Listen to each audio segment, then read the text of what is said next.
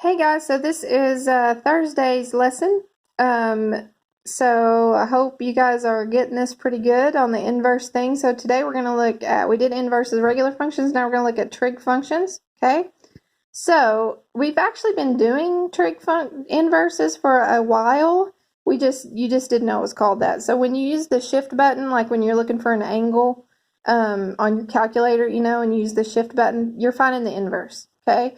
So trig functions are a little bit different. So let's just look at it. All right, so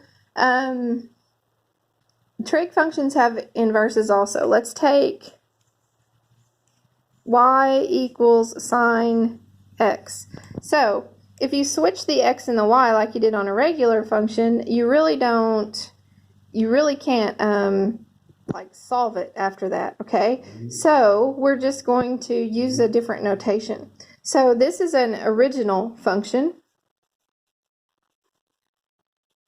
And the inverse would look like this. Y equals sine negative 1x. All right, so this is saying that the sine, well, hold on. So anyway, let's just go here. So first of all, this is just a notation. This is not to be confused with the power of negative 1 on your calculator. That is reciprocal, okay, because we will use that some, but this is just notation. All right, so this one's my original. This is inverse right here with this notation. The other notation for reciprocal would look like this.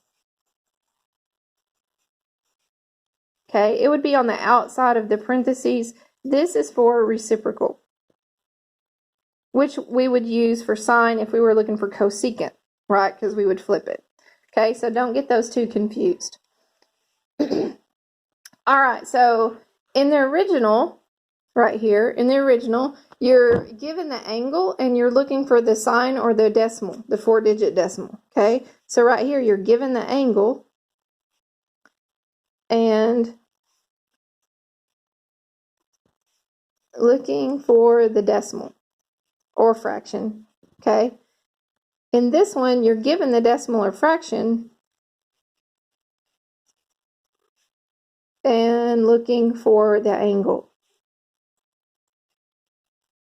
And like I said, we've used that many times in our calculator. We just use the shift key, okay? So this is not going to be that hard for you guys. So let's look at an example.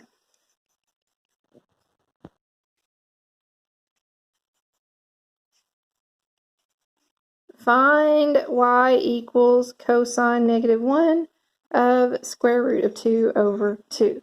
So first of all, I'm going to show you how to do it on the unit circle. I don't know why I went blurry all of a sudden. Hold on.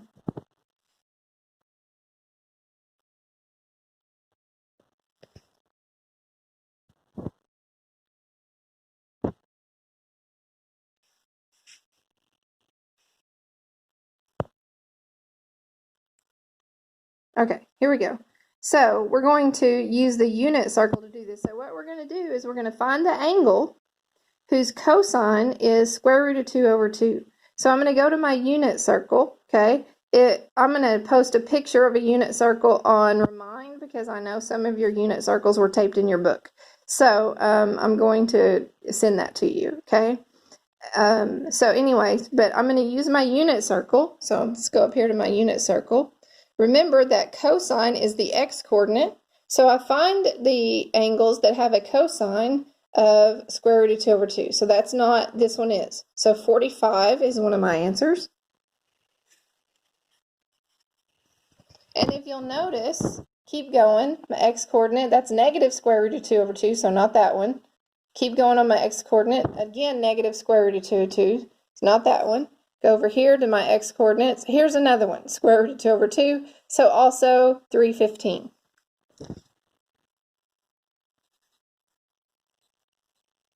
Okay, so these are my two angles, and there's actually infinitely many angles that get these answers, okay? So,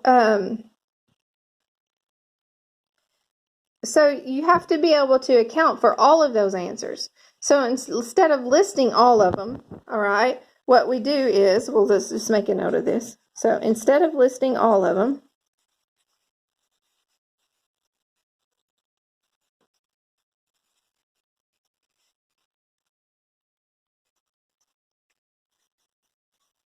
whoops. Which would be impossible because there's infinitely many. We take the two positive answers,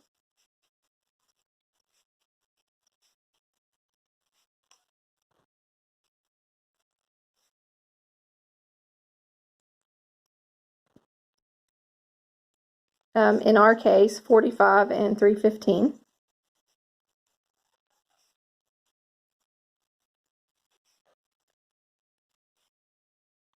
And we put them in this notation.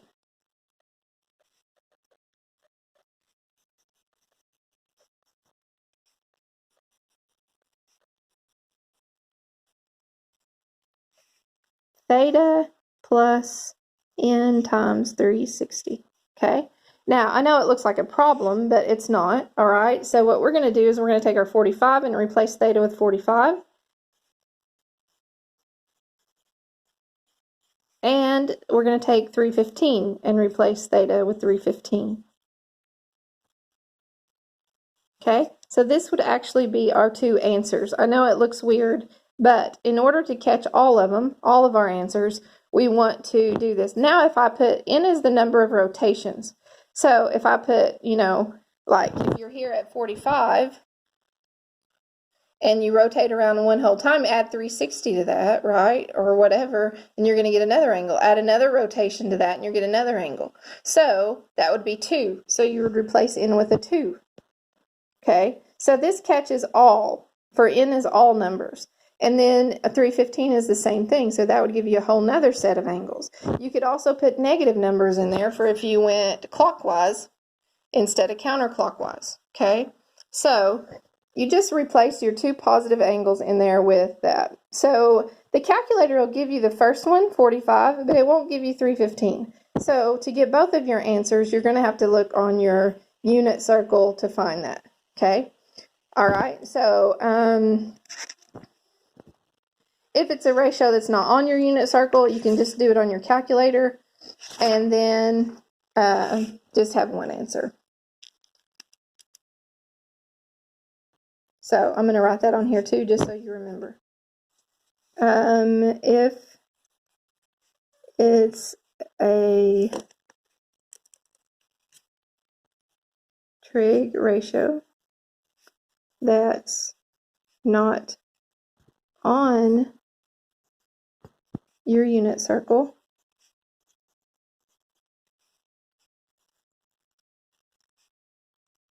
just use the calculator.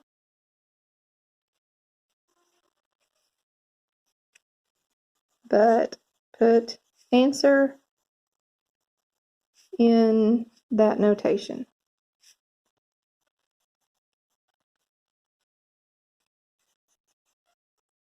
For example, let's say you have y equals tan negative 1 of 0.2310. Okay, you obviously don't have 0.2310 on your unit circle. So let's go down here. We're going to go shift. And it's tangent, so I'm going to go tangent. 0.2310 equals.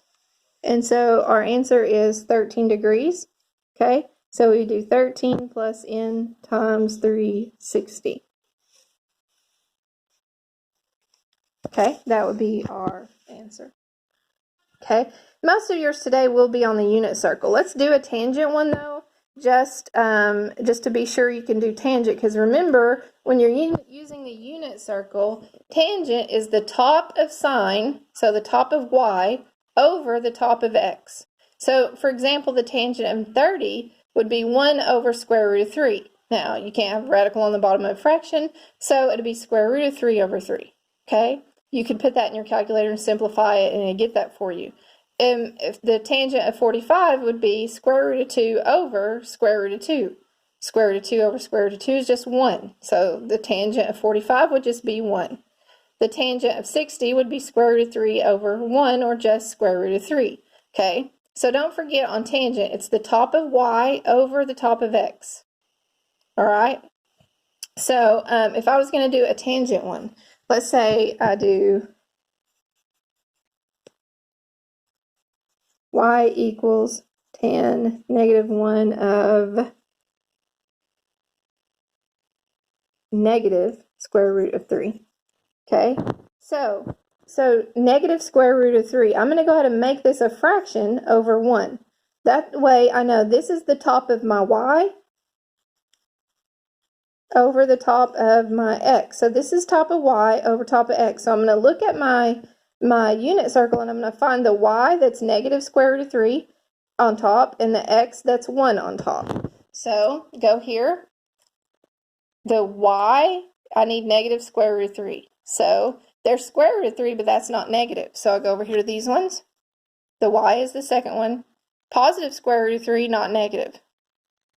Okay, it's the y over x. So that one wouldn't be it. That's on the x. Here's one. Negative square root of 3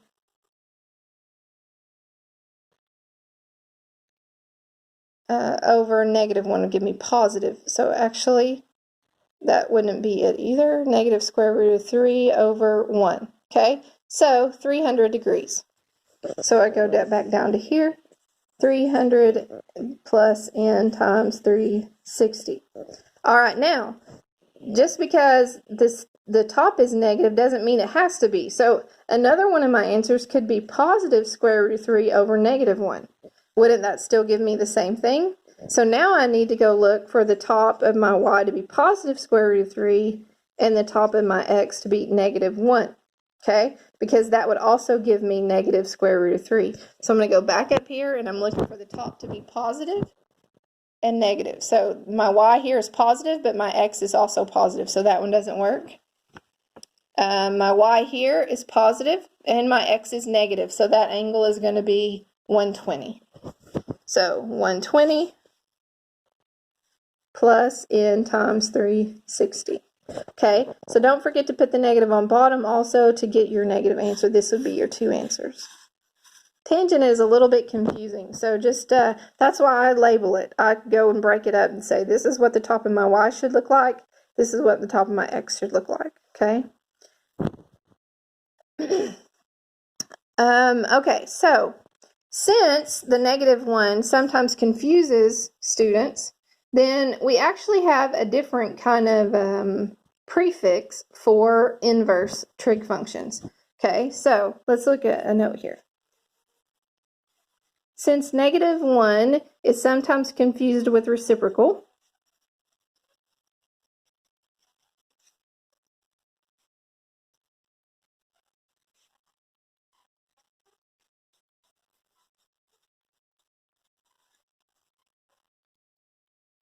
there is another way to write inverse trig functions.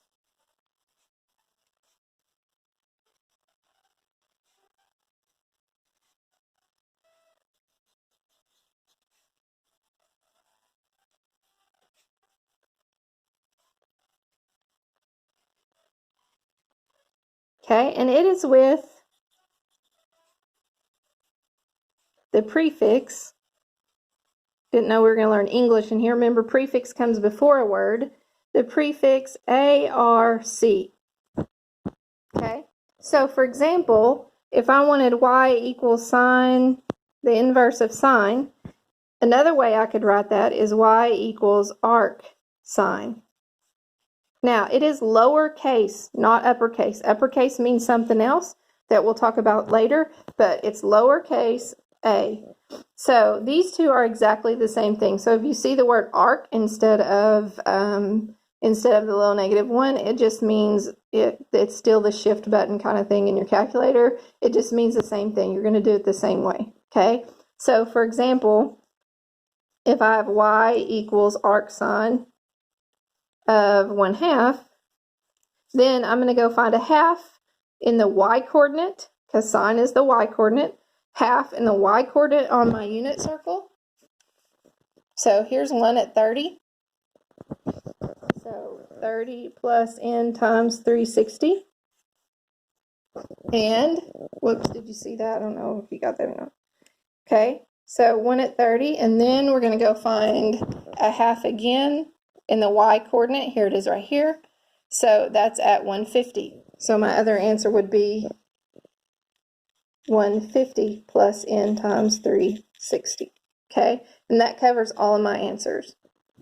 All right, so don't forget that arc just means the same exact thing. Don't let that confuse you. All right, I will post a suggested assignment on Thursday morning, and then on Friday I will post a quiz. And the quiz you'll need to work out and send your answers directly back to me. All right, I love you guys. Have a great day.